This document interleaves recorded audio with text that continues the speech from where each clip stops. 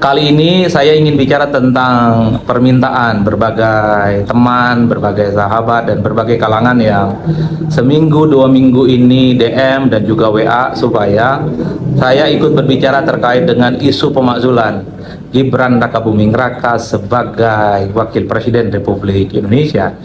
Jadi ketika ada forum Purnawirawan Prajurit TNI beberapa waktu yang lalu, secara resmi bersurat kepada pimpinan DPR, secara resmi bersurat kepada pimpinan MPR meminta supaya Gibran itu diberhentikan ataupun diganti posisinya sebagai Wakil Presiden Republik Indonesia.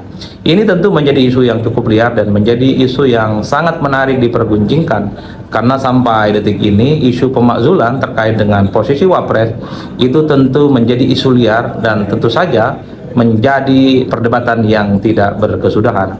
Kalau kita membaca argumentasi secara umum dari Forum Purnawirawan Prajurit TNI, kenapa meminta Gibran itu untuk dimakzulkan ataupun diganti sebagai Wakil Presiden Republik Indonesia, secara garis besarnya memang didasarkan atas satu dugaan yang menurut Forum Purnawirawan itu, proses pencalonan Gibran saat maju sebagai calon wakil presiden di 2024 itu dianggap cacat secara prosedur karena didasarkan atas putusan Mahkamah Konstitusi nomor 90 2023 yang saat itu dinilai cacat etika dan seterusnya dan seterusnya.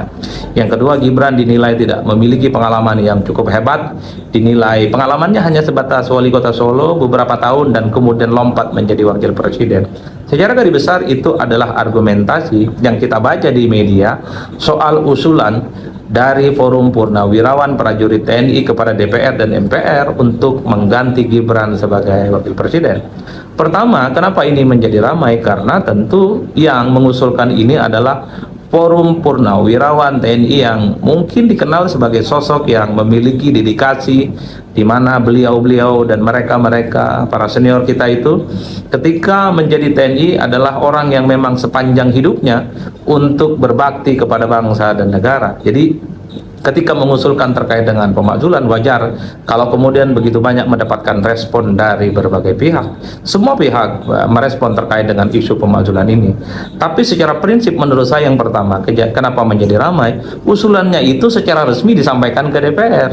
Sebelumnya Forum Purnawirawan TNI ini hanya sebatas menyampaikan pernyataan sikap secara informal. Ada beberapa poin yang disampaikan secara terbuka soal situasi politik dan bangsa hari ini, termasuk juga misalnya merekomendasikan supaya Gibran itu diganti. Itu beberapa waktu yang lalu, informal dan tidak formal.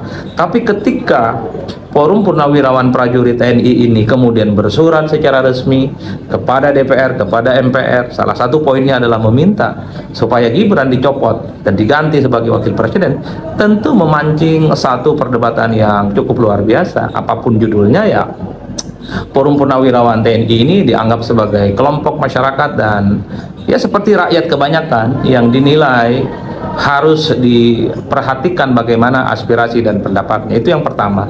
Yang kedua, saya kira semua orang sepakat kok, baik yang kontra ataupun yang nolak terkait dengan isu pemakzulan. Dalam iklim demokrasi, usulan apapun itu sangat terbuka disampaikan oleh setiap orang. Sangat terbuka untuk disampaikan oleh setiap kelompok-kelompok masyarakat, mulai dari isu ekonomi, isu politik, isu hukum, isu sosial, isu lingkungan, isu gender, termasuk juga isu-isu politik kontekstual seperti soal isu pemakzulan. Itu artinya apa? Setiap orang sepanjang diberikan kewenangan dan kebebasan untuk berpartisipasi secara politik, saya kira tidak perlu itu dipersoalkan secara signifikan.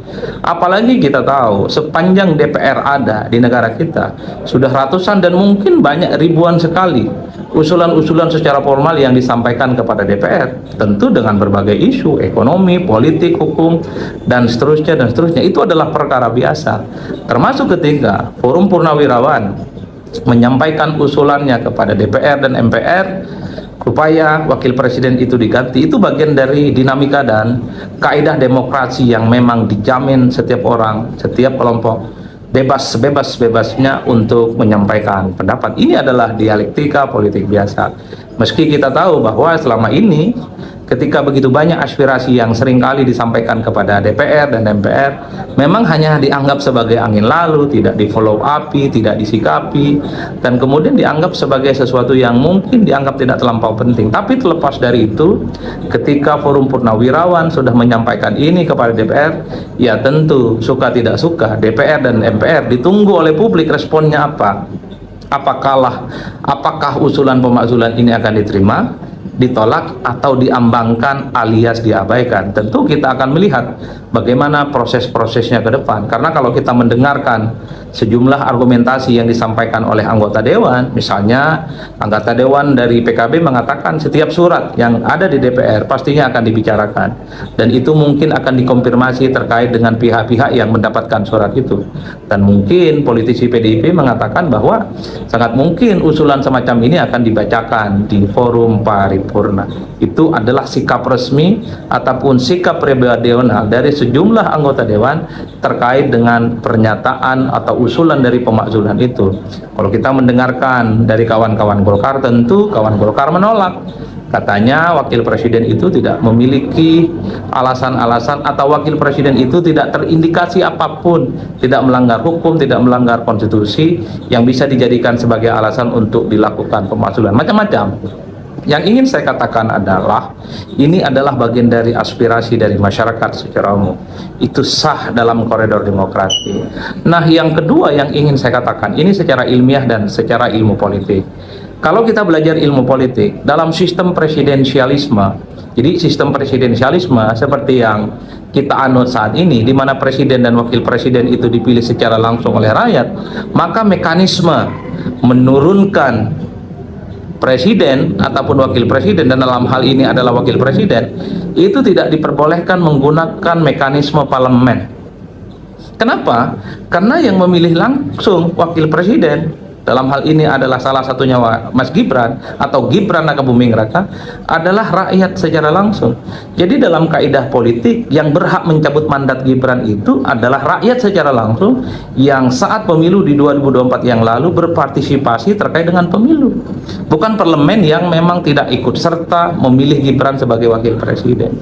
Itu yang saya sebut sebagai sistem presidensialisme. Ada satu istilah yang disebut dengan fixed term. Artinya dalam sistem presidensialisme, di mana presiden dan wakil presiden ketika dipilih langsung oleh rakyat, sikap ataupun sistem pemerintahannya itu tidak bisa dijela, tidak bisa dijeda, ataupun tidak bisa diturunkan di tengah jalan sebelum kekuasaannya berakhir. Fixed and term.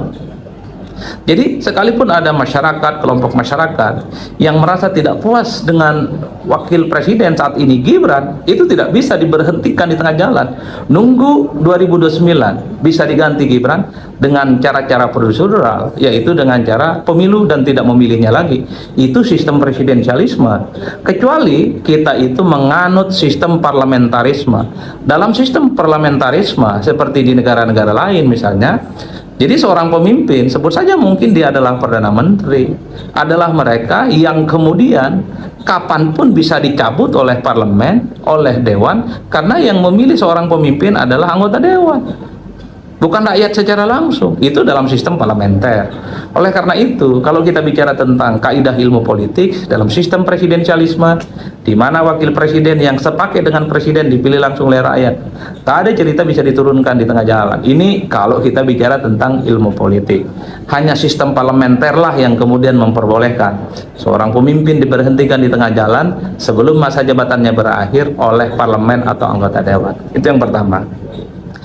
Selanjutnya, yang keempat ya, sekalipun dalam sistem presidensialisme secara akademik dan secara keilmuan itu seakan-akan tidak memperbolehkan seorang presiden diturunkan di tengah jalan oleh parlemen, tapi kalau kita membaca Undang-Undang Dasar 1945 hasil amandemen, tentu saja ada celah di mana presiden dan atau wakil presiden itu dimakzulkan ataupun diganti. Tentu syaratnya cukup berat dan sangat rumit, bahwa dalam hal ini wakil presiden misalnya melanggar konstitusi, kemudian melakukan tindakan-tindakan tercela, kemudian terjadi persuapan atau melakukan penyuapan, korupsi, ataupun tindakan-tindakan tercela yang lain, termasuk juga dianggap tak lagi memenuhi syarat sebagai wakil presiden.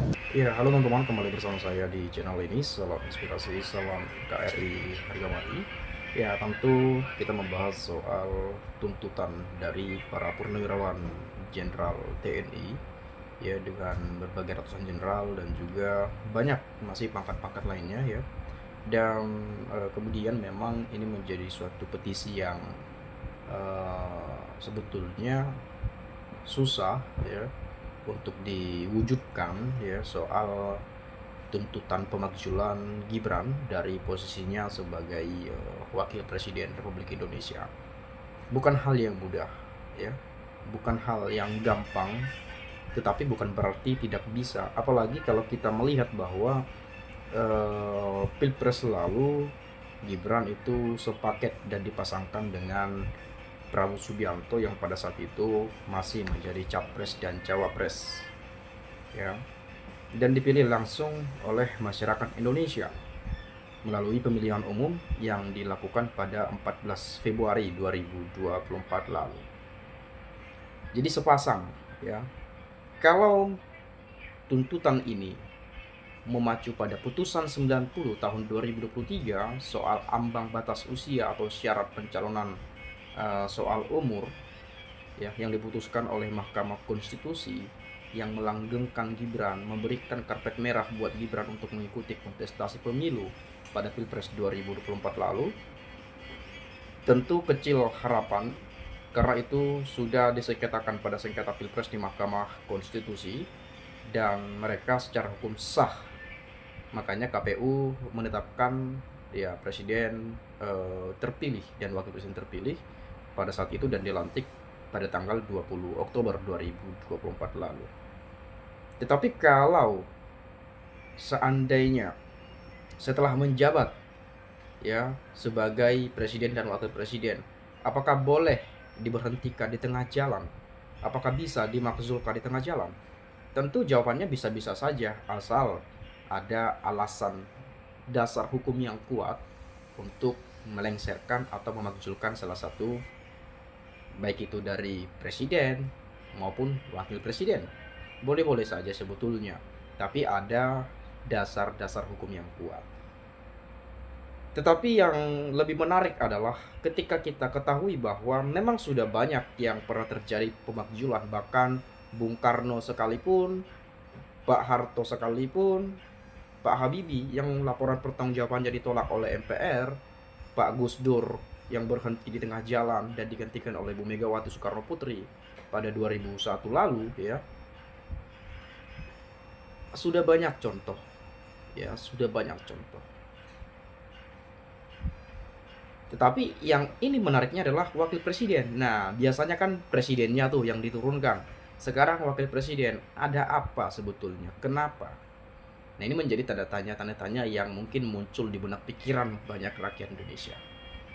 Atau mungkin yang saya lihat bahwa ini ada semacam kekhawatiran, ya kekhawatiran ketika misal atau seandainya Presiden Prabowo Subianto berhalangan tetap secara konstitusional, ya secara prosedural, bahwa ketika presiden berhalangan tetap yang menggantikan posisinya adalah wakil presiden. Ya, tentu kita melihat keadaan saat ini, bagaimana wakil presiden yang kita punya hari ini pengalamannya yang mungkin masih terbilang minim. Ya, hubungan internasional yang mungkin yang minim juga, pengalaman ya, kapasitas, potensi menduduki kursi RI 2 tentu ya harus betul-betul orang yang mampu memimpin bangsa ini ke depan bila mana nantinya presiden itu berhalangan tetap. Mungkin itu salah satu yang dikhawatirkan dari para bapak-bapak purnawirawan TNI ini. Atau mungkin mereka ingin menegakkan hukum di negeri ini. Bagaimana melihat bahwa Gibran itu cacat secara konstitusi dan macam alasan-alasan yang lainnya.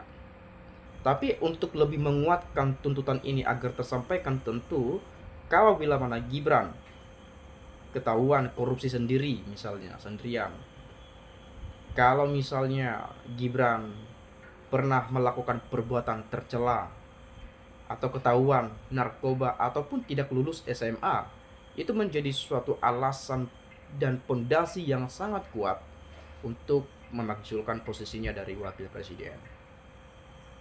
Tapi nggak mudah, pasti ada gejolak politik yang hebat di sini nantinya. Ya, tidak hanya berbicara soal hukum, tetapi juga berbicara soal politik. Ya itu pasti, ya itu pasti sekali. Ya makanya saya katakan tidak mudah dan tidak gampang, tetapi bukan berarti tidak bisa dilakukan. Dan sampai sekarang surat tuntutan itu sudah sampai ke DPR, sudah sampai ke MPR, bahkan mungkin sudah sampai ke Presiden Prabowo Subianto. Dan bahkan sudah sampai kabar ini terdengar di telinga seluruh rakyat Indonesia dari Sabang sampai Merauke, di seluruh pelosok negeri ini, melalui media sosial yang sampai saat ini selalu membahas soal pemakzulan dan pemakzulan. Nah, nanti kalau teman-teman punya pendapat lain, ya boleh silahkan disampaikan juga pada komentar di video ini. Mungkin dari saya nggak terlalu banyak, tapi menurut pandangan hemat saya kurang lebih seperti itu. Nah, terlepas saya ada penyampaian yang kurang atau yang salah, silahkan dikoreksi. Kita belajar bersama di sini, dan silahkan sampaikan pemikiran Anda, pendapat teman-teman, Bapak Ibu, dan kita semua, bagaimana terkait penilaian Anda soal isu atau tuntutan pemakzulan Gibran. Karena ini menjadi sebuah pro dan kontra, ada yang setuju, ada yang nggak setuju. Ya, ada yang mengatakan ini bagus tuh, cocok, harus dimakzulkan. Orang-orangnya Jokowi, geng-geng Solo harus disingkirkan. Banyak sekali yang mengatakan seperti itu. Dan sisi lain, apa salahnya anak muda bekerja? Apa salahnya anak muda diberikan kesempatan? Ini bukan soal memberi kesempatan dan lain-lain atau masih belajar-belajar, tetapi ini bagaimana soal menakodai Indonesia, bangsa sebesar ini dengan jumlah rakyat Indonesia 280 juta penduduk. Mau dibawa kemana nantinya? Mungkin itu yang menjadi pemikiran-pemikiran yang muncul menurut pandangan hemat saya dan mungkin di sebagian kita. Ya, mungkin itu sajalah ya. Terima kasih, ucapkan sekali lagi salam inspirasi, salam NKRI harga mati.